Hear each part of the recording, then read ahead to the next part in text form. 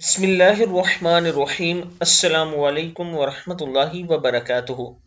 आबिद राजी चैनल की तरफ से आज मैं अपने दोस्तों को रसूलुल्लाह सल्लल्लाहु अलैहि वआलिहि वसल्लम का एक फरमान बताऊंगा। आप दोस्तों ने इसे गौर से सुनना है।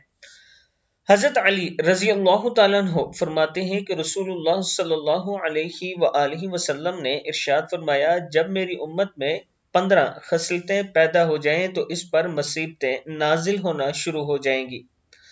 जब सरकारी माल जाती मलकियत बना लिया जाए, अमानत को माल गनीमत समझा जाए, ज़कात जुर्माना महसूस होने लगे, शोहर बीवी की अतात करने लगे और माँ की नाफरमानी करने लगे, आदमी दोस्तों से भलाई करे और अपने बाप पर जुल्म ज्यादती करे, मसाजिद में शोर मचाया जाए, कौम का जलील तरीन शख्स इसका लीडर बन जाए, आदमी की इज्जत इसकी बुराई के डर से होने लगे, नशावर एशिया खुलेआम बिकने लगे या इस्तेमाल होने लगे, मर्द रेशम पहनने लगे, आलात मौसीकी आम हो जाए, गाने वाली लड़कियां फराम की जाएं, अगले वक्त के लोगों पर लान तान की जाए। अगले वक्त से मुराद सहाबा कराम जो पहले गुजर चुके हैं मुसलमान, उनके ऊपर लान तान की जाए, उन्हें बुरा भला कहा जाए।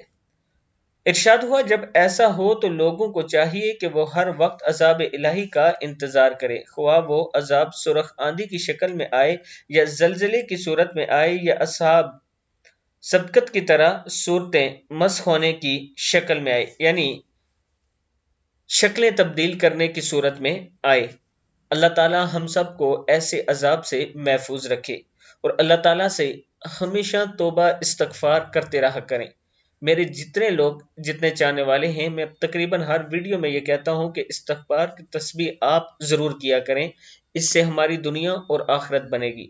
आप दोस्तों ने इस वीडियो को आगे जरूर शेयर करना है। अस्सलामु अलैकुम वरहमतुल्लाहि वबरकातुहू।